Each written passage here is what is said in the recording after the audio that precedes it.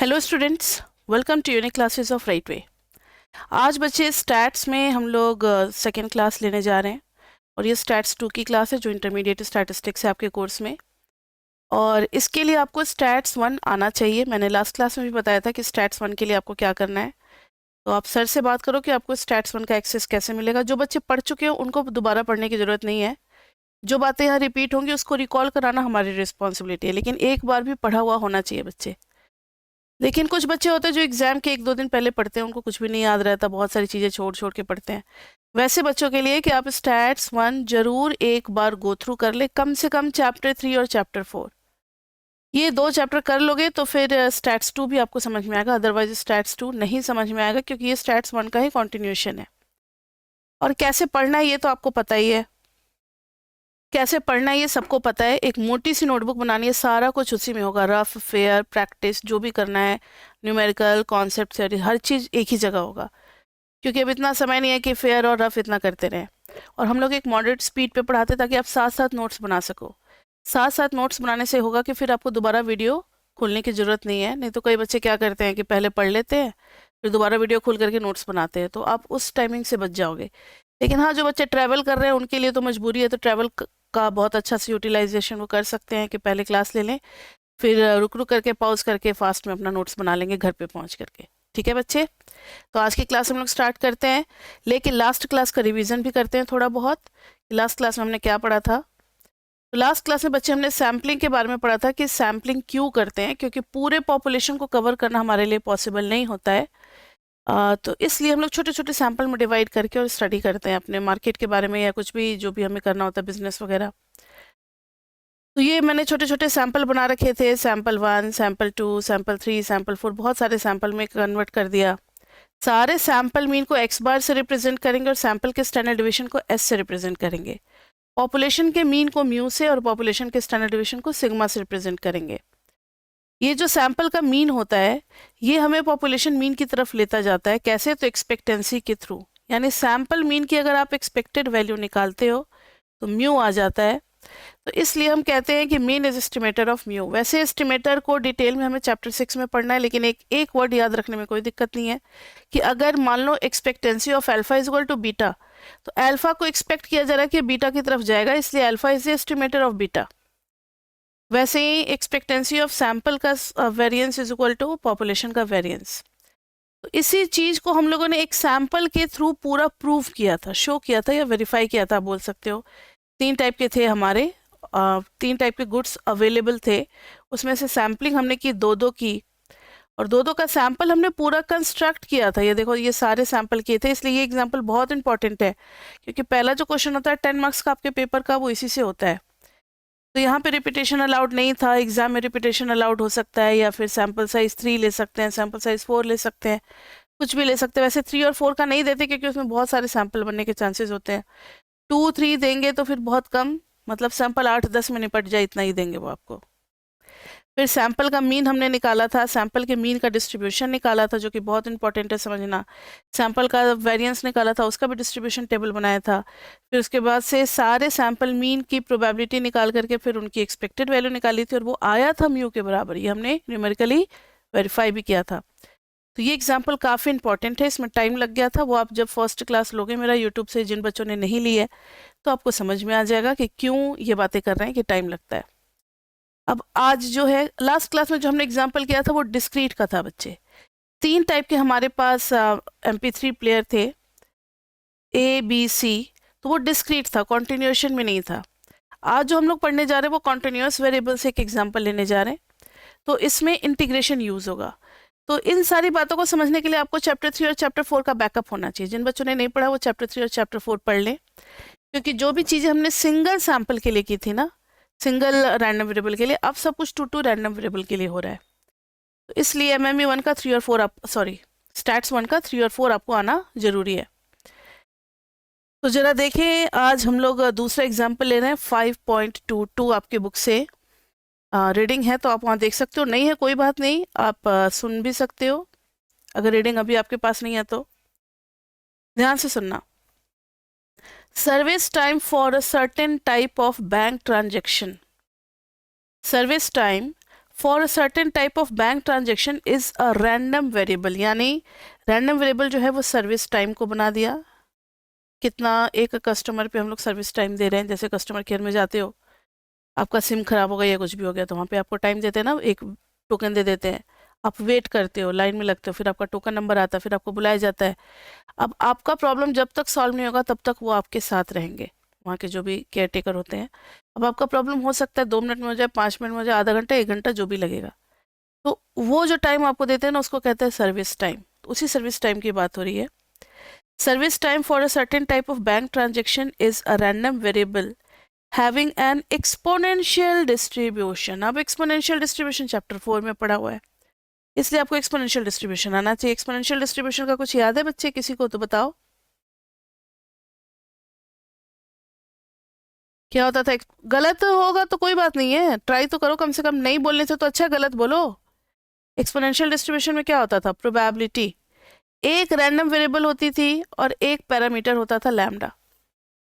Random variable भी single type का और पैरामीटर भी एक ही होता था, lambda. And this was this type lambda e to the power minus lambda x. इस टाइप के डिस्ट्रीब्यूशन को हम लोग बोलते थे एक्सपोनेंशियल डिस्ट्रीब्यूशन। बहुत सारे डिस्ट्रीब्यूशन होते हैं, कुछ डिस्क्रीट में होते हैं, कुछ कॉन्टिन्यूस में होते हैं। कॉन्टिन्यूस में हमने एक्सपोनेंशियल डिस्ट्रीब्यूशन पढ़ा हुआ है, उसी का फॉर्मेट आपको याद है, lambda e to the power minus lambda x, where lambda क्या होता था हमारा, मीन होता था। लैम्डा क्या होता था, मीन होता था। और लैम्डा इज इक्वल टू, अगर कभी कभी लैम्डा नहीं गिवन होता था क्वेश्चन में, तो सैंपल साइज और सिंगल ऑब्जेक्ट की जो प्रोबेबिलिटी होती थी n इंटू पी करके लैम्डा भी हम लोग निकालते थे, याद होगा आपको। चलो, एक्सपोनेंशियल डिस्ट्रीब्यूशन का नाम आते ही इतनी बातें तो हमने रिकॉल कर ली। अब आगे पढ़ते हैं। विथ पैरामीटर लैम्डा, चलो अच्छी बात यह कि यहाँ भी लैम्डा ही है और हमने जो पढ़ा था वो भी लैम्डा पैरामीटर के साथ पढ़ा था। कभी कभी एग्जाम में जो क्वेश्चन देंगे वो कंफ्यूज करने के लिए लैम्डा की जगह अल्फा डाल देंगे, तो कोई बात नहीं बच्चे, आपको क्या कर देना, alpha e to the power minus alpha into x, बस लैम्डा की जगह अल्फा लिख देना, रिप्लेस कर देना है। अब क्वेश्चन में देखो आगे, suppose x1 and x2 are service time for 2 different customer. Joint distribution पढ़ रहे हैं चैप्टर 5 में, तो 2 से कम की तो बात होगी ही नहीं। तो x1 जो है वो फर्स्ट कस्टमर पे टाइम दिया गया और x2 जो है वो सेकंड कस्टमर पे टाइम दिया गया। Different customers assumed independent of each other. Independent का क्या फायदा है, ये लास्ट क्लास में हम लोग देख चुके हैं। इंडिपेंडेंट का फायदा ये है कि जब हमें जॉइंट प्रोबेबिलिटी की जरूरत पड़ेगी तो फिर हम लोग इंडिविजुअल प्रोबेबिलिटी को मल्टीप्लाई कर सकते हैं। ये आपने चैप्टर 2 में पढ़ा होगा, चैप्टर 2 के लास्ट टॉपिक में पढ़ा होगा कि प्रोबेबिलिटी ऑफ इंडिपेंडेंट के लिए ए और बी का जॉइंट प्रोबेबिलिटी जो होता है वो इंडिविजुअल प्रोबेबिलिटी का मल्टीप्लिकेशन हो जाता है इंडिपेंडेंट इवेंट के केस में। तो यहाँ भी हमारे पास 2 आने वाले हैं, 2 रैंडम वेरिएबल हैं x1 और x2। तो इन दोनों का जब जॉइंट प्रोबेबिलिटी की जरूरत पड़ेगी तो दोनों की इंडिविजुअल प्रोबेबिलिटी को आपस में मल्टीप्लाई कर देंगे तो जॉइंट प्रोबेबिलिटी हमें मिल जाएगा। तो इसलिए क्वेश्चन में इंडिपेंडेंट वर्ड मेंशन किया गया है। ठीक है, समझ में आ रही बात, इंडिपेंडेंट का क्या सिग्निफिकेंस है यहाँ पर। अब आगे देखो, x1 और x2 थोड़ा हाँ हूँ भी बोल दिया करो बच्चे बीच में, नहीं तो लाइव क्लास में मज़ा नहीं आता फिर।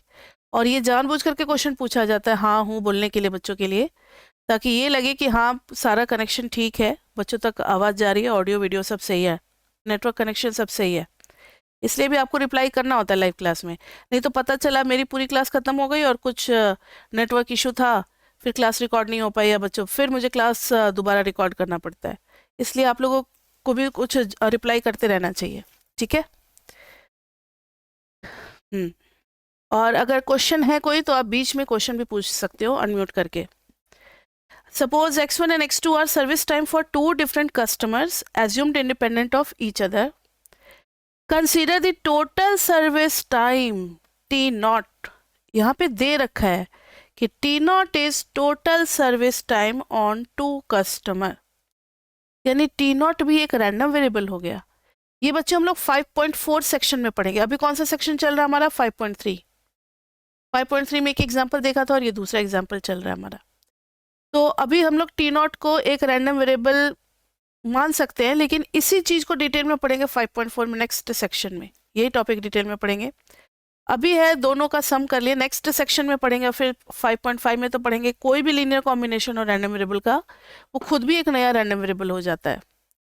तो इन्होंने कहा है कि T0 is x1 plus x2 for 2 customers, यानी x1 एक रैंडम वेरिएबल है जो फर्स्ट कस्टमर पे सर्विस टाइम दी जा रही है, x2 is second random variable जो सेकंड कस्टमर पे सर्विस टाइम दी जा रही है। तो T0 is total time on the 2 customer, ये भी एक रैंडम वेरिएबल है, T0 is also random variable, also a statistic. चलो लिख ही दिया इन्होंने, also a statistic. The CDF of T0 is for t is equal to this one. CDF इन्होंने बोल दिया है, लेकिन हमें खुद CDF निकालना है। CDF हम लोग निकालेंगे, तो CDF के लिए क्या करेंगे?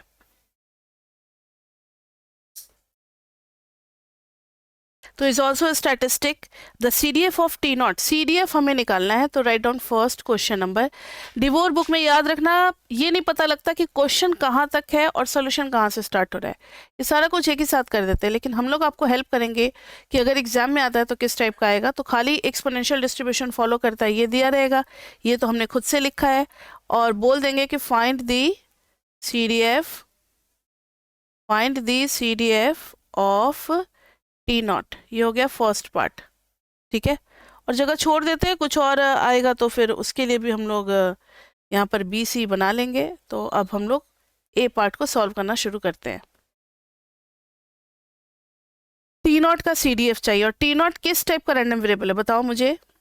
तो लिखेंगे सबसे पहले A पार्ट में, since T0 is equal to x1 plus x2, so T0 is a joint random variable,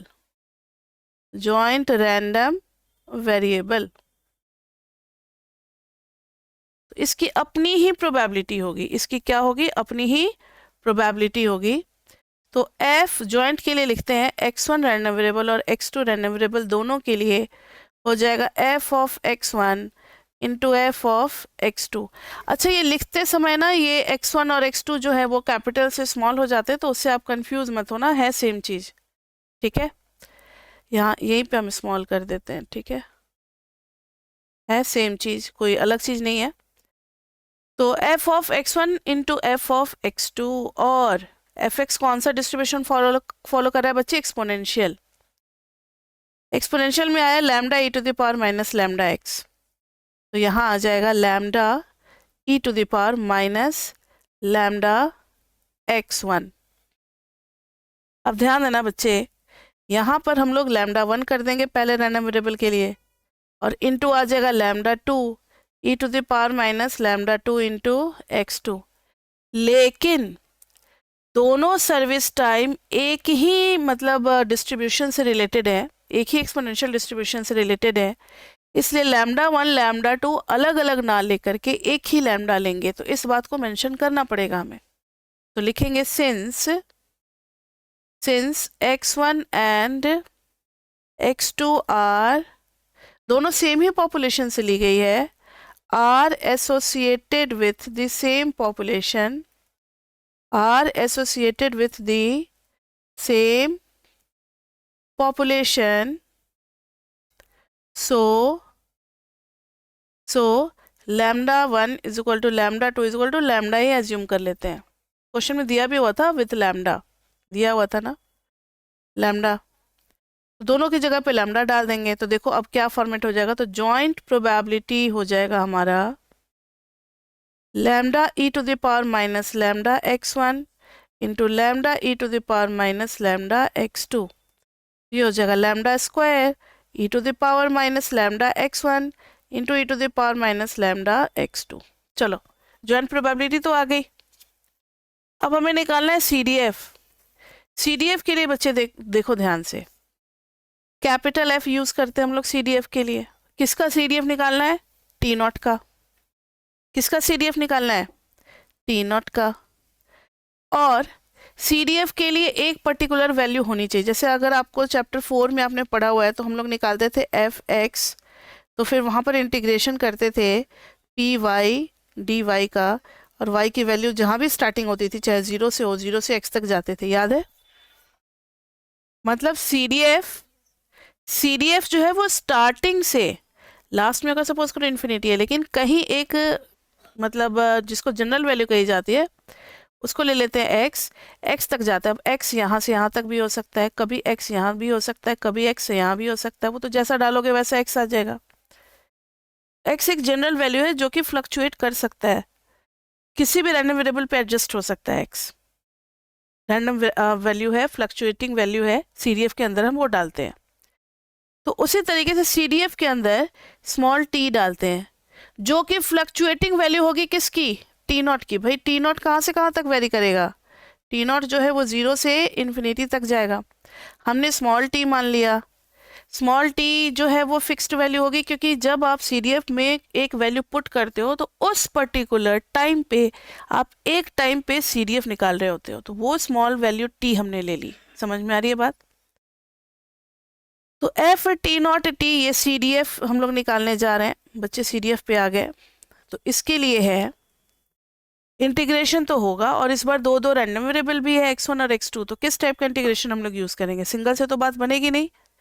इस बार अब हमें चाहिए होगा डबल इंटीग्रेशन, डबल इंटीग्रेशन। और इधर रनिंग वैल्यूज है T0 की, यानी T0 जो है वो t तक जा रहा है, ये बात आपको ध्यान में रखनी है, t तक जा रहा है। तो अब आराम आराम से आप देखो, कोई जल्दीबाजी नहीं है। डबल इंटीग्रेशन करेंगे f ऑफ x1 x2। अब आपको याद आएगा कुछ, ये हमने 5.1 में भी पढ़ा हुआ है। पहले आप dx1 रखना चाहते हो बेशक रख सकते हो, dx2 भी रख सकते हो, आपकी जैसी मर्जी हो।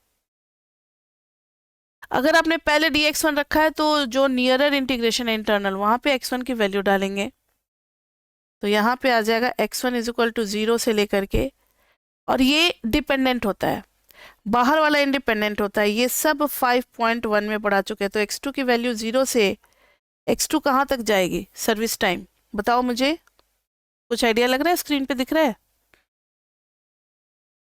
यस, x1 प्लस x2 जो है वो दोनों जा रही है स्मॉल t तक। तो x2 फ्री है, क्योंकि ये एक्सटर्नल वेरिएबल है जो बाहर में लिखा जाता है, जिसका इंटीग्रेशन बाहर होता है वो बिल्कुल फ्री होता है। मनीष आपको आ रहा है समझ में? क्योंकि ये उसी को समझ में आएगा जिन्होंने सेमेस्टर 1 में 5.1 पढ़ा हुआ है, नहीं तो उनके लिए मुश्किल होगा। तो इसलिए 3-4 तो कम से कम पढ़ा हुआ होना चाहिए, और 5.1 भी पढ़े रहोगे तो अच्छी बात है। तो x1 प्लस x2 जो है वो less than equal to t है। तो x2 की वैल्यू 0 से t तक जाएगी, और x1 की वैल्यू अब डिपेंडेंट है। डिपेंडेंट बोले तो x1 फ्री नहीं है, वो डिपेंड करेगा x2 पे कि x2 कितना है, तो t माइनस x2 तक जाएगा। ये बात जिसको समझ में आ गई, आगे तो अब काम बिल्कुल मैकेनिकल है, अब यहीं तक बस दिमाग लगाने वाला था। ये समझ में आ गया सभी को जो लिमिट मैंने डाली? फिर से सुनो, इंटरनल वेरिएबल dx1 डाला हुआ है, तो यहाँ पर ये जो है ये x1 की वैल्यू जाएगी। x1 अंदर वाली वैल्यू डिपेंडेंट होती है, वो x2 पे डिपेंड करेगी। बाहर वाली वैल्यू जो है वो dx2। x2 is free, x2 0 से t तक जाएगा, पूरा t तक जा सकता है। मान लो अगर हमारे पास 1 घंटा ही था कि भाई दोनों को मिला करके 1 घंटा देंगे, तो अगर पहले वाले कस्टमर पे 50 मिनट लग गया तो दूसरे वाले को कितना दे पाएंगे, 10 मिनट। अगर पहले वाले कस्टमर पे 40 मिनट लगा तो दूसरे वाले कस्टमर को कितना दे पाएंगे, 20 मिनट। तो ये जो 10 मिनट 20 मिनट जो डिसाइड हो रहा है वो पहले वाले कस्टमर पे डिपेंड करता है कि वो कितना टाइम ले रहा है। वैसा ही है कि x2 जितना टाइम लेगा, फिर जो बचेगा वो लगेगा किसके लिए, x1 के लिए। अब आपको पता है कि इंटीग्रेशन पहले इंटरनली हम इसका सॉल्व करते हैं सिंगल वेरिएबल मान करके। तो इसको लिख देना है x2 इज इक्वल टू 0 से t तक, dx2 को कहीं दूर लिख दो और इसका इंटीग्रेशन करो। अच्छा पहले तो मैंने फंक्शन लिखा ही नहीं, लिखना पड़ेगा ना, तो पहले लिख दो lambda square e to the power minus lambda x1 into e to the power minus lambda x2, और इधर हो जाएगा dx1 dx2, x1 की वैल्यू 0 से लेकर के t माइनस x2 तक। अब इंटीग्रेशन करेंगे internally, x2 is equal to 0 से t। इंटरनल जब हम इंटीग्रेशन कर रहे हैं तो ध्यान रहे कि इंटीग्रेशन खाली x1 का होगा। अगर कहीं x2 दिख जाता है तो उसको आप कांस्टेंट मानोगे। जैसे MME 2 में हम लोग पढ़ते हैं ना पार्शियल डिफरेंशिएशन, वैसे ही कुछ यहाँ पे है पार्शियल इंटीग्रेशन जैसा है। अभी जब हम x1 के रिस्पेक्ट में कर रहे हैं तो खाली इसका इंटीग्रेशन होगा, ये तो कांस्टेंट की तरह कॉपी हो जाएगा। तो जो कांस्टेंट की तरह कॉपी होने वाला है उनको बाहर लिख दो भाई, वो अंदर में क्या कर रहे हैं, लैम्डा स्क्वायर भी कांस्टेंट है। इंटीग्रेशन होगा इसका e to the power minus lambda x1, और कुछ आएगा आपको याद है, e टू द पावर, अगर क्या हो गया यार, एक मिनट,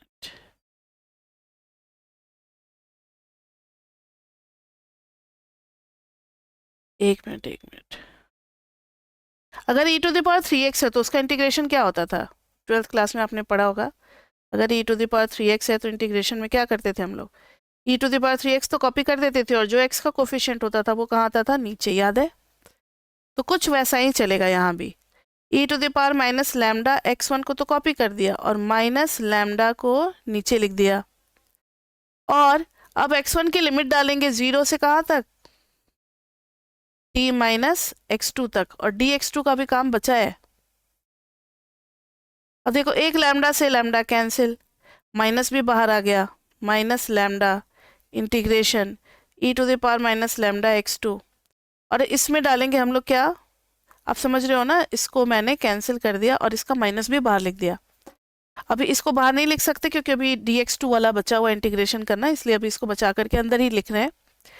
और अब इसमें डालेंगे लिमिट, और इसमें लिमिट डालेंगे तो कहाँ डालेंगे, खाली x1 की जगह अपर लिमिट ये है, लोअर लिमिट ये है,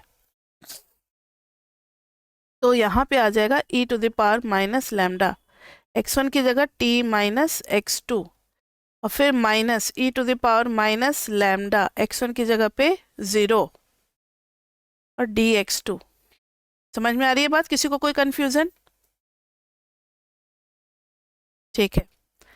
तो यहाँ पर आ गया माइनस लैम्डा, इंटीग्रेशन का साइन देना है, और यहाँ पर 0 से कहाँ तक, t तक जाना था ना, 0 से t तक जाएगी x2 की वैल्यू, और ये आ गया e to the power minus lambda x2, and this is e to the power minus lambda t, और ये माइनस माइनस मिल करके हो जाएगा प्लस, और प्लस को फिर इस तरीके से लिख सकते हैं e to the power plus कितना, लैम्डा x2, और minus e to the power 0 is 1 dx2।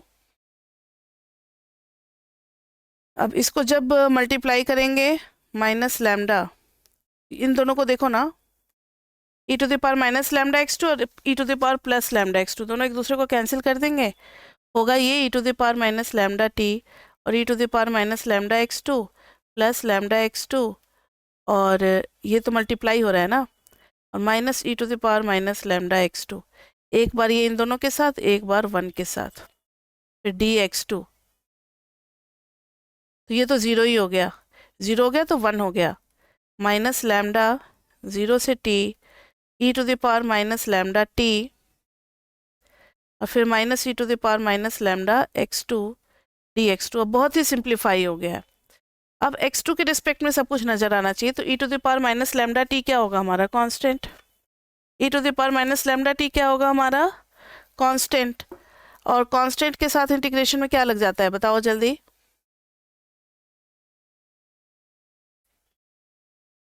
1, और dx2 है तो x2 नहीं आ जाएगा, जैसे इंटीग्रेशन ऑफ 2x होता था तो 2dx होता था तो 2x नहीं लिखते थे, तो वैसे ही e to the power minus lambda t तो कांस्टेंट है, तो इसके साथ dx2 की वजह से क्या आ जाएगा, x2, और इसका इंटीग्रेशन क्या हो जाएगा, तो minus e to the power minus lambda x2 तो लिख दिया, फिर x2 का जो कोफिशिएंट है ये कहाँ आ जाएगा, नीचे, और लिमिट हो गई 0 टू t। इसमें किसी को कोई प्रॉब्लम, कुछ पल के लिए तो लग नहीं रहा है कि मैथमेटिक्स कर रहे हैं, स्टैट्स में भी ये सब कुछ है, बच्चों को लगता है कि स्टैट्स में खाली वही होगा, समेशन होगा, टेबल होगा, ऐसी बातें नहीं है, इंटीग्रेशन डिफरेंशिएशन काफ़ी यूज़ होता है। स्टैट्स में तो बड़े बड़े डेरिवेशन होते हैं, स्टैट्स ऑनर्स में तो काफ़ी कुछ मतलब डेरिवेशन के थ्रू ही होता है, सारा कुछ डेरिवेशन बेस्ड ही होता है, तो वही चल रहा है यहाँ पर। अब ध्यान दे जरा, ये माइनस माइनस हो गया कैंसिल, इसलिए कॉन्सेंट्रेशन पूरी बनी रहनी चाहिए। अब ये जो t है ये कहाँ पर डालेंगे, t और 0 ये डालेंगे हम लोग x2 की जगह पे, क्योंकि x2 के रिस्पेक्ट में इंटीग्रेशन हुआ है, तो x2 यहाँ है, x2 यहाँ है, तो ध्यान से देखना, e to the power minus lambda t x2 की जगह पे डाल दिया t, और ये प्लस हो चुका है e to the power minus lambda t by lambda, इसको एक ब्रैकेट में डाल दो और माइनस, अब ज़ीरो की बारी आ रही है, e to the power minus lambda t into zero plus e to the power minus lambda zero by lambda. ये आ गया माइनस लैम्डा। अब बस रिजल्ट आने वाला है, e to the power minus lambda t into t plus e to the power minus lambda t by lambda. ये तो खैर ज़ीरो ही हो गया, और ये बचा e to the power minus zero is one, तो माइनस वन बाई लैम्डा। अब अगर आप माइनस लैम्डा से मल्टीप्लाई करते हो, बाहर में माइनस लैम्डा है, तो सबका साइन बदलने वाला है और लैम्डा भी लगने वाला है, तो ये हो जाएगा minus lambda t e to the power minus lambda t, और इन सब का लैम्डा हो जाएगा cancel, minus e to the power minus lambda t, और इधर हो जाएगा प्लस वन। तो थोड़ा बहुत और इस दोनों में कॉमन कुछ कुछ दिख रहा है, तो e to the power minus lambda t को मैंने ले लिया कॉमन, तो ये हो जाएगा माइनस में वन प्लस लैम्डा टी और प्लस वन। ये हो गया हमारा CDF समझ में आ गया। यानी एफ टी नॉट के लिए for small t is equal to one को पहले लिख दो, minus e to the power minus lambda t one plus lambda t. अब जरा बुक से मैच करो, यही आया होगा CDF, इन्होंने तो डायरेक्टली लिख दिया, लेकिन हमें निकालना था, देखो पूरा निकाले हम लोग, तो ये आ गया। समझ में आ रही है बात? ये हो गया हमारा CDF पूरा। अब है, इन्होंने कहा है कि PDF भी निकालो बाय डिफरेंशिएटिंग CDF, तो इसको B पार्ट मान लेते हैं। Find PDF for T naught by differentiating CDF, मतलब जो CDF आया उसको डिफरेंशिएट करके फिर आप PDF निकालो। PDF तो हमने निकाल ही रखा था जॉइंट वाला, लेकिन PDF तो हमारा ये आया था ना, क्या आया था, कहाँ गया ये, lambda square e to the power minus lambda x1 e to the power minus lambda x2। लेकिन ये आपको दूसरे रास्ते से भी सिखाना चाह रहे हैं कि अगर CDF हो तो उसको डिफरेंशिएट करके भी क्या आ जाता है, PDF आ जाता है। तो चलो करते हैं। तो B पार्ट करेंगे और इसको कर देंगे small f t not T का। अब आप इसको डिफरेंशिएट करोगे, किसके रिस्पेक्ट में डिफरेंशिएट करोगे? देखो भाई, आपका CDF हो चुका है स्मॉल t का वेरिएबल का, अब इसमें x1 x2 नज़र नहीं आ रहा, आपको स्मॉल t नज़र आ रहा है, तो आप स्मॉल t के रिस्पेक्ट में ही डिफरेंशिएट करोगे। ठीक है, तो वन का हो जाएगा ज़ीरो, और इधर क्या हो जाएगा, यहाँ पे लगाना पड़ेगा हमें product rule, minus e to the power minus lambda t को कांस्टेंट रखा, तो इधर लैम्डा वन का हो गया ज़ीरो, लैम्डा टी का आ गया lambda, plus one plus lambda t को रखा और इसको किया, तो ये आ गया e to the power minus lambda t, और माइनस लैम्डा आ गया साइड में, तो this is minus e to the power minus lambda t, तो दोनों जगह कॉमन ले ले, लैम्डा भी है, ओ एक मिनट, मतलब लैम्डा को भी कॉमन ले सकते हैं, लैम्डा यहाँ भी है, लैम्डा यहाँ भी है, दोनों को कॉमन ले लेते हैं, तो this is lambda e to the power minus lambda t. तो यहाँ तो पूरा ही ले चुके हैं, तो वन बच गया, यहाँ पर ये पूरा ले चुके हैं, लेकिन माइनस रहता है बच्चे, minus one minus lambda t, तो देखो वन वन कैंसिल हो गया, और माइनस लैम्डा हो गया lambda square t e to the power minus lambda t. ठीक है, ये आ गया हमारा क्या, और t जब पॉजिटिव रहेगा तब, और ये स्मॉल f ऐसे करके PDF लिखा जाता ना अरेंज करके कि किस रैंडम वेरिएबल के लिए है, small f t naught t is equal to this one, और ज़ीरो अदरवाइज, t नेगेटिव हुआ तो डिस्ट्रीब्यूशन अवेलेबल ही नहीं होगा, क्योंकि नेगेटिव टाइम के लिए क्या होगा, कोई सर्विस टाइम नेगेटिव तो हो ही नहीं सकता, तो प्रोबेबिलिटी ज़ीरो लिखना पड़ेगा। ये बात भी आपको समझ में आ गई बच्चे, CDF से PDF निकालना। अब this is a gamma PDF alpha beta, gamma हमारे कोर्स में नहीं था, गामा डिस्ट्रीब्यूशन हमने नहीं पढ़ा है कि अल्फा बीटा ये सब, और गामा डिस्ट्रीब्यूशन मैथमेटिक्स में भी होता है, वो भी हमने नहीं पढ़ा है, इसलिए ये गामा वाला पार्ट आपको एक्सक्लूड कर देना है। ठीक है, तो जो लास्ट वाला पार्ट है ना गामा वाला, वो आपको एक्सक्लूड कर देना है, तो गामा डिस्ट्रीब्यूशन नहीं करना हमें। ठीक है, एवरेज का जो है वो नहीं करना। तो एक्सपोनेंशियल डिस्ट्रीब्यूशन में इतना ही था ये। अब इसमें जो भी कुछ पूछेंगे वो सारा कुछ हम लोग निकाल सकते हैं, 5.1 किए हुए, तो ये भी हो जाएगा। अब इस दोनों एग्जाम्पल के बाद 5.3 में एक हमने देखा था क्या, डिस्क्रीट वाला, ये तो कंप्लीट हो गया खैर, और ये अभी हमने देखा कॉन्टिन्यूअस वाला जॉइंट डिस्ट्रीब्यूशन। दोनों में ही हमने सैम्पलिंग, सीडीएफ, पीडीएफ वगैरह देख लिया, सारा कुछ देख लिया। अब है नेक्स्ट टॉपिक है simulation experiment.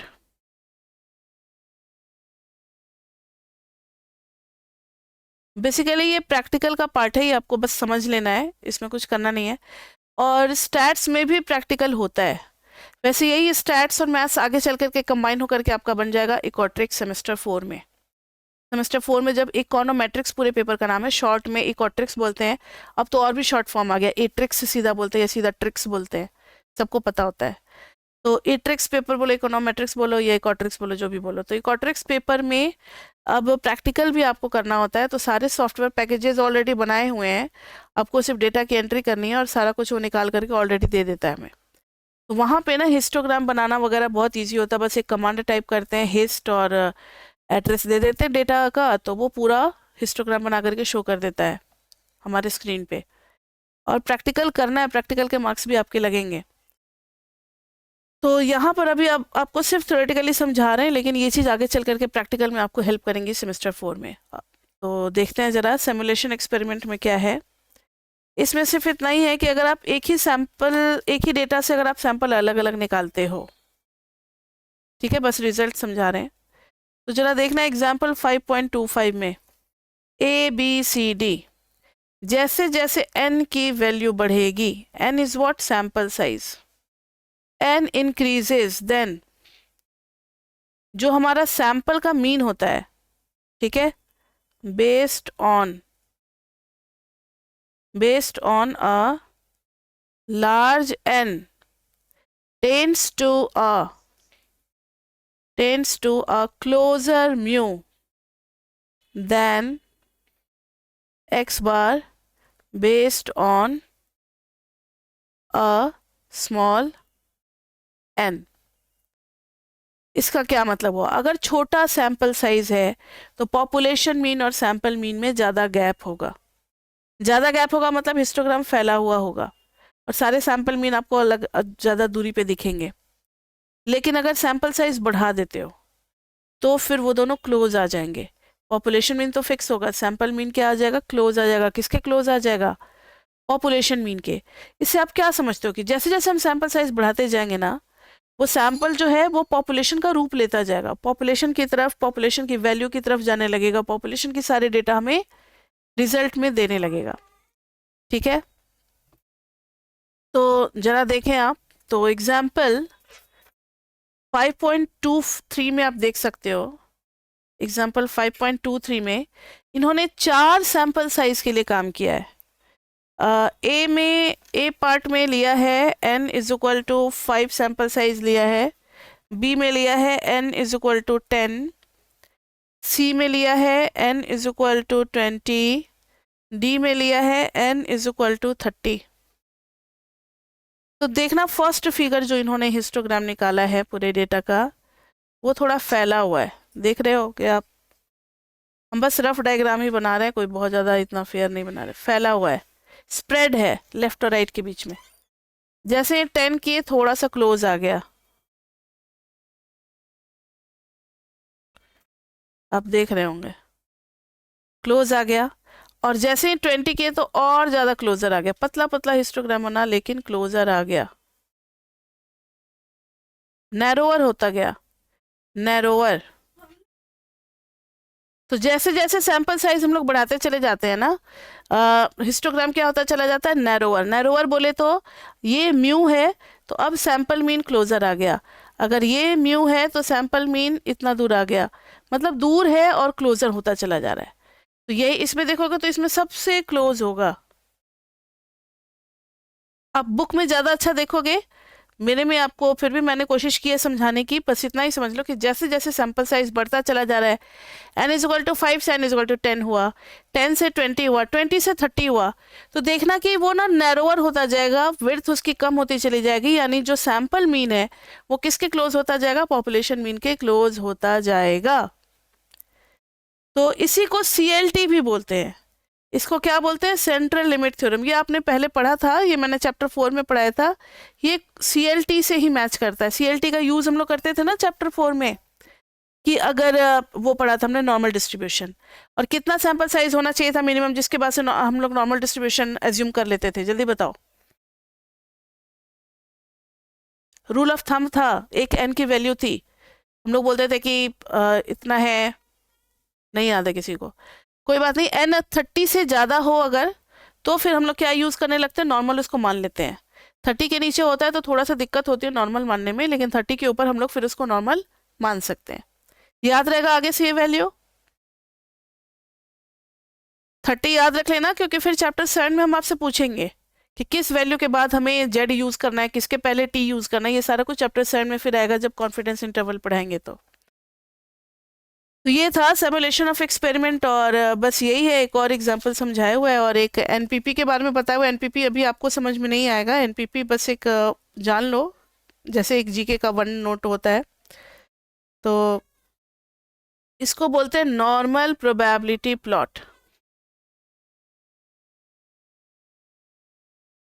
Normal probability plot क्या बोलते हैं इसको? Normal probability plot. Normal probability plot क्या होता है? ये खास तरीके का स्पेशल डिजाइंड ग्राफ शीट होता है। स्पेशल डिजाइंड ग्राफ पेपर होता है। स्पेशल डिजाइंड ग्राफ पेपर होता है, और इसमें अगर आपको एक स्ट्रेट लाइन मिल गया तो distribution is assumed to be normal. तो नॉर्मल चेक करने के लिए फिर याद रखना, एक क्वाड्रेटिक्स में ये पढ़ाएंगे हम लोग, चैप्टर 3 में पढ़ेंगे। ये टेस्ट होता है कि कोई डिस्ट्रीब्यूशन नॉर्मल है या नहीं। उसके लिए क्या करते हैं कि जैसे यहाँ पर अपना डिस्ट्रीब्यूशन ले लिए, इधर प्रोबेबिलिटी ले लिए, इधर ले लिए प्रोबेबिलिटी, ठीक है, और इधर अपना ले लिए x, या फिर और इधर ले लिए बच्चे x बार। इस पे देखोगे आप तो लगभग सारे x बार और उसकी प्रोबेबिलिटी जो हमने लास्ट क्लास में निकाला था, डिस्ट्रीब्यूशन x बार और उसकी प्रोबेबिलिटी लगभग अगर एक स्ट्रेट लाइन दे रही है एनपीपी प्लॉट पे, तो हम कहते हैं कि डिस्ट्रीब्यूशन इज नॉर्मल।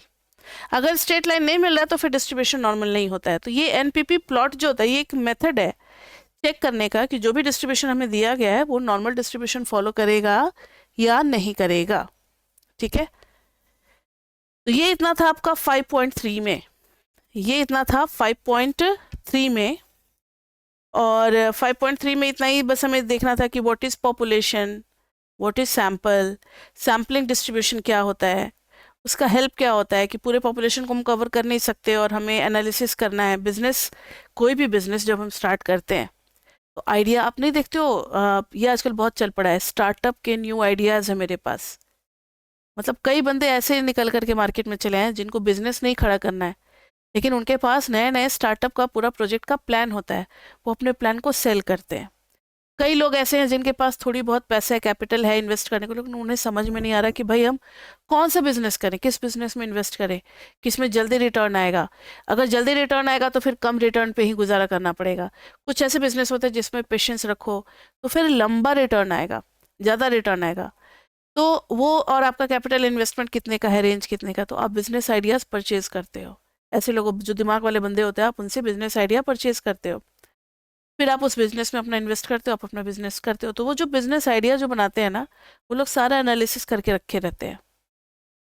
तो इतना आसान नहीं होता, वो लोग भी स्टैट्स, मैथ्स, ये सारा इकोनॉमिक्स वगैरह सब कुछ पढ़े रहते हैं, एमबीए वगैरह किए रहते हैं, तब वो बिजनेस प्लान बनाते हैं, मार्केट में रिसर्च करते हैं, तब वो बिजनेस प्लान के साथ आते हैं। तो बड़ी बड़ी कंपनी भी उनके बिजनेस प्लान को खरीदती है। तो ये सारी बातें हो गई। तो इसलिए सैम्पलिंग करके और कम टाइम में हमें रिजल्ट निकालना है, तो सैम्पलिंग का ही हेल्प लेते हैं। अगर पॉपुलेशन के भरोसे रुके तो हो सकता है अगले 7 जन्म तक बिजनेस ना खड़ा कर पाए, क्योंकि भाई दिल्ली का अगर नॉर्थ दिल्ली को निकल करके आगे बढ़ेंगे वेस्ट दिल्ली की तरफ, नॉर्थ दिल्ली में कई सारे लोगों का फिर बर्थ हो चुका होगा, कई सारे लोग टपक गए होंगे, समझ रहे हो। तो डेटा हमारा डिफरेंट होता चला जाएगा। इसलिए हम लोग किस पे भरोसा कर लेते हैं? लगभग सैंपल पे भरोसा करके आगे बढ़ जाते हैं। अब बात आती है 5.4 की। टाइम है थोड़ा 10 मिनट, तो 5.4 का इंट्रोडक्शन लेने में कोई हर्ज नहीं है। न्यूमेरिकल हम लोग नेक्स्ट क्लास में देख लेंगे। 5.3 तो बच्चे हमारा कंप्लीट हो चुका। तो अब हम लोग बढ़ते हैं सेक्शन 5.4 पे। थोड़ा बहुत इंट्रो ले लेते हैं 5.4 का। 5.4 बेसिकली सिर्फ एवरेज के बारे में पढ़ना है, सिर्फ सैंपल एवरेज के बारे में पढ़ना है। उसी का डिस्ट्रीब्यूशन, उसी का मीन, उसी का वेरिएंस, उसी का नॉर्मल डिस्ट्रीब्यूशन भी पढ़ना है हमें, उसी का नॉर्मल डिस्ट्रीब्यूशन भी पढ़ना है। इसलिए टॉपिक का नाम है distribution of sample mean. Distribution of sample mean. जहां नहीं समझ में आए बच्चे पूछोगे, कोई बात नहीं। आप अभी फर्स्ट टाइम पढ़ रहे हो तो दिक्कत तो होगी, और ये स्टैट्स कोई सिंपल स्टैटिस्टिक्स तो है नहीं। इकॉनर्स खुद में ही बहुत प्रेस्टिजियस और काफ़ी टफ कोर्स है। आप उसमें आ गए हो तो कॉन्ग्रेचुलेशंस, लेकिन पढ़ना पड़ेगा। मजाक से तो बात बनेगी नहीं। मजाक करोगे तो मजाक मजाक में डिग्री भी मिल जाएगी, मजाक मजाक में जिंदगी भी निकल जाएगी। आप इकॉनर्स का जो है डिग्री का यूज़ ढंग से नहीं कर पाओगे। डिग्री तो सबको मिलनी है जो भी आए हैं, लेकिन डिग्री सही मायने में मिलेगी तो उसका आप लाइफ में यूज़ भी करोगे। और बाद में पता है क्या होता है, अभी तो आपको बड़ा मज़ा आता होगा भाई, फ्रेंड्स बनाओ, घूमो फिरो, काफ़ी एनर्जी अभी आप में है, क्योंकि आपका एज ग्रुप जो है उसमें एनर्जी बहुत ज़्यादा होती है। घबराओ नहीं, हम थोड़ा सा ऐसी वैसी बातें करते हैं, क्योंकि अभी आप सेकेंड सेम में हो ना, तो संभलने का मौका है। थर्ड सेम वाले बच्चों के साथ ये सारी बातें नहीं करते। फर्स्ट सेम के बच्चे भी थोड़े छोटे होते हैं ना, 12th करके आए रहते हैं, उनके भी पंख होते हैं, उन्हें लगता है कि बस कॉलेज में आ गए तो फ्रीडम हो गया।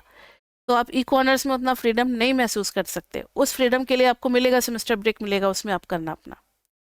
लेकिन जब एक बार सेमेस्टर स्टार्ट हो गया तो पढ़ाई ऑनेस्टली स्टार्ट करना पड़ेगा, नहीं तो फिर वही होगा बाद में जो है, आप ई कॉर्नर्स की डिग्री के साथ रहोगे, कहोगे भाई ई कॉर्नर्स करके क्या फ़ायदा हुआ, फिर आप इधर उधर भटकोगे, फिर आपको अपनी जो है वो लगने लगेगा कि भाई मेरा लाइफ ही वर्थफुल नहीं है। इसलिए वर्थफुल बनाने के लिए पढ़ाई ढंग से करोगे तो हर चीज़ ढंग से आपको मिलेगा, रिजल्ट भी ढंग से मिलेगा। अगर आप रिजल्ट ढंग से इनपुट दोगे तो ढंग से आउटपुट मिलेगा। ठीक है, चलो कोई बात नहीं, छोटी मोटी बातें हो जाती हैं। हाँ हाँ, तो अब आते हैं अपने टॉपिक पे, distribution of sample mean. Sample mean, अब आप समझ चुके हो कि सैंपल मीन में अब हमारा जो रैंडम वेरिएबल होगा वो क्या होने वाला है, सैंपल मीन होने वाला। अब एक्स रैंडम वेरिएबल नहीं होगा, दिमाग में सेट कर लें। Now the random variable will be, now the random variable will be sample mean. Sample mean को ही हम लोग रैंडम वेरिएबल मानेंगे। क्या मानेंगे, सैंपल मीन। अब आपके पास डिफरेंट सैंपल्स आपने बनाया। अगर मेरे पास 100 बच्चे आए थे, मैंने सबको मार्केट में रिसर्च के लिए भेज दिया, तो 100 बच्चे मेरे पास 100 एवरेज के साथ आएंगे। एक आएगा x1 बार, x2 बार, समझ रहे हो। ये सारे अब हमारे लिए रैंडम वेरिएबल है। x गया, अब x हमारे लिए इंपॉर्टेंट नहीं है। अब x1 बार, x2 बार, x3 बार, ये सब आ गया। तो पहली जो चीज है वो आपको याद रखनी है कि expected value of x bar is equal to mu x bar. अब जो x बार की एक्सपेक्टेड वैल्यू आएगी उसको हम लोग म्यू x बार से रिप्रेजेंट करेंगे, and that will be equal to mu population mean. इसको प्रूव भी करेंगे हम लोग। ये सब आपको याद रखना है, याद रख करके नेक्स्ट क्लास में आना है, क्योंकि नेक्स्ट क्लास में इसके ऊपर हम लोग न्यूमेरिकल करेंगे। और नहीं पढ़ के आओगे तो फिर वही समझो, लगेगा कि पता नहीं मैम क्या करा रही है, कौन सा लैंग्वेज बोल रही है, चाइनीज में पढ़ा रही है, क्या बोल रही है, म्यू ट्यू यही सब होता रहेगा। तो देखो इसको प्रूफ कैसे करना है, बहुत ही सिंपल है। एक्स बार है, एक्स बार की जगह पे क्या डालेंगे, एक्स बार किसी सैंपल का मीन होगा, उस सैंपल के ऑब्जर्वेशन अगर x1, x2, x3 से लेकर के अगर xn होंगे तो सबका सम बाई n करेंगे तभी तो x बार मिलेगा। x बार की जगह ये पूरा डाल दिया मैंने।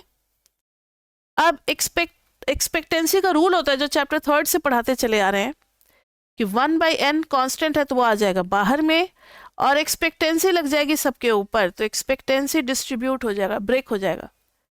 e of x1 plus e of x2 plus e of x3 से लेकर के कहाँ तक, e ऑफ xn तक। अब बताओ एक्सपेक्टेड वैल्यू किसकी तरफ लेते जाती है हमें, पॉपुलेशन मीन की तरफ। सबको पता है चाहे सिंगल ऑब्जर्वेशन किसी भी सैंपल में हो, अगर उस पर एक्सपेक्टेंसी लग गई तो वो बच्चे म्यू हो जाएगा। क्योंकि वो सारे एस्टिमेटर किसके हैं, किसके हैं, पॉपुलेशन मीन के हैं। तो ये आ गया n mu by n, n से एन कैंसिल, ये आ गया म्यू। हो गया प्रूफ। तो हमने देखा कि सैंपल एवरेज की एक्सपेक्टेड वैल्यू भी म्यू होती है, एक्स की एक्सपेक्टेड वैल्यू भी म्यू होती है। तो ये आपको याद रखना है कि ई ऑफ एक्स भी म्यू होता है, एंड साथ ही साथ एक्सपेक्टेड वैल्यू ऑफ एक्स बार भी क्या होता है, म्यू होता है। मतलब हर सिंगल ऑब्जर्वेशन म्यू की तरफ जा रहा होता है, तो एवरेज भी हमारा म्यू की तरफ जा रहा होता है। Average is also one of the value of x, आप इस तरीके से समझ सकते हो। ठीक है, तो ये था हमारा फर्स्ट रिजल्ट। ऐसे 3 रिजल्ट है, उसके बाद से आज की क्लास हमारी ओवर हो जाएगी। तो इजी इजी है, कोई बहुत टफ नहीं है। पहला रिजल्ट आपको याद रखना है, क्योंकि इस पे न्यूमेरिकल करेंगे हम लोग नेक्स्ट क्लास में। और नेक्स्ट क्लास में सबके पास नॉर्मल डिस्ट्रीब्यूशन का टेबल भी होना चाहिए, जो हम लोग फर्स्ट सेम में रखे हुए थे। वो सारे टेबल आपको पूरे 5th 6th सेमेस्टर तक काम आएंगे, इसलिए मैंने कहा था कि उस टेबल को अच्छे से लैमिनेट करा करके एक पतली सी बुकलेट बना लेना, उसको रखे रहना अपने पास। लैमिनेशन इसलिए क्योंकि वो फटता नहीं है, नहीं तो बार बार खोलते ना, पेंसिल लगाते लगाते फिर फट जाता है। सेकेंड में देखो, अब जब हम डिस्ट्रीब्यूशन ऑफ मीन की बात करें तो एक्सपेक्टेड वैल्यू ऑफ मीन हो गया, तो वेरिएंस ऑफ एक्स बार भी देखेंगे। वेरिएंस ऑफ एक्स बार देखेंगे, ये आ जाएगा सिग्मा स्क्वायर बाई एन। अब भाई देखो, पहले तो हमने पढ़ा हुआ है कि वेरिएंस ऑफ एक्स हो जाता है सिग्मा स्क्वायर, लेकिन एक्स बार का हो जाएगा सिग्मा स्क्वायर बाई एन। कैसे देखते हैं, तो यहाँ देखो वेरिएंस, फिर उसी तरीके से एक्स बार की जगह पे डाल देंगे x1 plus x2 plus dot dot dot dot xn by n. Variance का रूल क्या होता है, अगर वेरिएंस cx है तो c स्क्वायर बन के बाहर आता है और वेरिएंस ऑफ x हो जाता है। ये सबको याद है या नहीं, जल्दी बताओ। हेलो, यहाँ पर जो हमने रूल लगाया था वो ये लगाया था, expectancy of cx is equal to c into expectancy of x, तभी तो 1/n को बाहर निकाला था ना, जैसा था वैसे ही बाहर निकला था। लेकिन वेरिएंस में स्क्वायर बन के बाहर आता है, तो ये जो 1/n है ये बन करके आएगा 1/n स्क्वायर, और आ जाएगा variance of x1 plus x2 से लेकर के हाँ कहाँ तक, xn तक, 1/n स्क्वायर। और वेरिएंस ऑफ x1 ये सब क्या हो गया, सिग्मा। अच्छा, वेरिएंस का रूल भी होता है, variance of x plus y होता है, तो हम इसको variance of x plus variance of y लिख सकते हैं जब इंडिपेंडेंट होते हैं। तो ये हो जाएगा variance of x1 plus variance of x2 से लेकर के कहाँ तक, वेरिएंस ऑफ xn तक। तो ये आ गया 1/n square. Variance of x1 मतलब sigma square, variance of x2 मतलब सिग्मा स्क्वायर। अभी तो बताया मैंने कि वेरिएंस ऑफ x किसकी तरफ जाता है, सिग्मा स्क्वायर की तरफ। तो फिर ये आ गया sigma square dot dot dot dot dot sigma square n times, ये हो गया n into sigma square by n square, एक n से n कैंसिल, लो भाई आ गया सिग्मा स्क्वायर बाई n। तो याद रहेगा variance of x bar is equal to sigma square by n। तो जब हमें जरूरत पड़ेगी standard deviation of x bar, तो रूट अंडर कर देंगे variance of x bar, root under कर देंगे तो सिग्मा बाई रूट n आ जाएगा। तो इसका बहुत ज़्यादा यूज होता है सिग्मा बाई रूट n का। चैप्टर 5 आएगा, 6 आएगा, 7 8 9, हर जगह ये सिग्मा बाई रूट n का यूज करेंगे हम लोग। तो कहाँ से आएगा ये, 5.4 सेक्शन से आएगा। क्लियर बच्चे, नहीं समझ में आएगा तो वीडियो तो है ही ना, फिर दोबारा तिबारा देख लेना। अब तो ये प्रॉब्लम ही सॉल्व हो गया, जब से ऑनलाइन हुई है ना तब से बच्चे ये नहीं कहते कि मैम प्लीज़ एक बार और। लाइव में ये प्रॉब्लम होती थी कि अब तो मैम बोल के निकल जाएंगे, अब वो चीज़ कैसे दोबारा आएगा। अब वीडियो में ये फ़ायदा होता है कि आप उसको फिर से बैक जा करके देख लो, आराम से समझ। 5 बार मेरे से पढ़ना है, 5 बार पढ़ लो। थर्ड है, इफ़ मैंने कहा था कि जो टी नॉट वाला टोटल वेरिएबल है ये आएगा 5.4 में, एक खुद का random variable, important random variable होगा, तो अब उसी के बारे में पढ़ने जा रहे हैं। If t not is equal to x1 plus x2 plus dot dot dot dot dot xn sample total, इसको कौन सा रैंडम वेरिएबल बोलते हैं बच्चे, सैम्पल टोटल रैंडम वेरिएबल बोलते हैं। तो ये भी खुद में एक रैंडम वेरिएबल है और इसकी एक्सपेक्टेंसी हो जाएगी n म्यू, बहुत इजी है। इसकी वेरिएंस हो जाएगी n इंटू सिग्मा स्क्वायर, ये भी बहुत इजी है। और सिग्मा टी नॉट, जब वेरिएंस पता लग गया तो इसी का तो अंडर रूट ले लेंगे ना, तो root n into sigma. Easy है, देख लो आप, यहीं पे कर देते हैं। Expectancy of x1 plus x2 से लेकर के कहाँ तक करोगे xn, ये खुलेगा तो expectancy of x1 plus expectancy of x2 plus plus plus expectancy of xn। जब सबका सम करेंगे तो ये क्या आ जाएगा, म्यू प्लस म्यू, कितना आ गया n इंटू म्यू। समझ में आ गया। उसी तरीके से जब variance of x1 plus x2, कोई n तो है नहीं, xn करेंगे तो ये हो जाएगा variance of x1 plus variance of x2 plus dot dot dot dot dot variance of xn। तो x1 का हो जाएगा वेरिएंस ऑफ x1 कितना हो जाता है, सिग्मा स्क्वायर, सबका सिग्मा स्क्वायर हो जाएगा, तो कितनी बार हो जाएगा n इंटू सिग्मा स्क्वायर। तो यही 3 रिजल्ट जो है ना, ये आपको याद करके अच्छे से रखना है, क्योंकि इसी तीनों पे नेक्स्ट क्लास में क्वेश्चन होने वाला नॉर्मल डिस्ट्रीब्यूशन का। नॉर्मल डिस्ट्रीब्यूशन में आप देखोगे कि z जैसे टी नॉट के लिए निकालना है, तो टी नॉट रहेगा और उसकी एक्सपेक्टेड वैल्यू को माइनस करेंगे और फिर उसके स्टैंडर्ड डेविएशन को नीचे मिलाएंगे। तो देखो ना, ये फॉर्मूला क्या बदल करके हो जाएगा, t not minus expectancy of t not is n into mu, और standard deviation of t not is ये रूट एन इंटू सिग्मा। तो ये फॉर्मूला हम लोग ना याद करके ये वाला फॉर्मूला याद रखते हैं और उसी में पुट कर देते हैं एन म्यू और एन सिग्मा स्क्वायर। समझ में आ रही है बात सबको। इसलिए आज मैंने इंट्रो करा दिया किसका, 9.4 का। अब सेक्शन 9.4 के क्वेश्चंस को हम लोग नेक्स्ट क्लास में अटेम्प्ट करेंगे। बहुत बढ़िया बढ़िया क्वेश्चन है, एक है 5 रैट वाला क्वेश्चन है, काफ़ी अच्छे अच्छे क्वेश्चंस हैं, मज़ा आएगा इसमें। 3-4 एग्जाम्पल है, ये करके टाइम बचा तो 5.5 पे भी चलेंगे और नहीं बचा तो 5.4 के ही न्यूमेरिकल हो पाएंगे। तो ये देखते हैं नेक्स्ट क्लास में कि कितना कर पाते हैं। तो आपको रिवीजन के बाद ही आना है और सारी बातें इंस्ट्रक्शन फॉलो करो। अगर अभी तक आपने नोटबुक नहीं बनाई है तो नोटबुक बना लो। पहले दो क्लास को आप यूट्यूब से जा करके आप अपना नोट्स अच्छे से बना लो, ताकि क्लास 3 से आपको प्रॉब्लम ना हो। और अगर आपने नहीं पढ़ा है सेमेस्टर 1 तो सेमेस्टर 1 को जल्दी जल्दी में सिर्फ कॉन्सेप्ट पढ़ना है, न्यूमेरिकल आपको नहीं करना, और कॉन्सेप्ट जल्दी जल्दी में हो जाएगा। 3-4 पढ़ लो, 5 का तो सिर्फ 1 और 2 देखना है, वो देख लोगे तो ठीक है, नहीं भी देखोगे तो भी चलेगा। ठीक है, तो इतने के साथ बच्चे मिलते हैं फिर हम लोग नेक्स्ट क्लास में। Till then bye bye bye bye.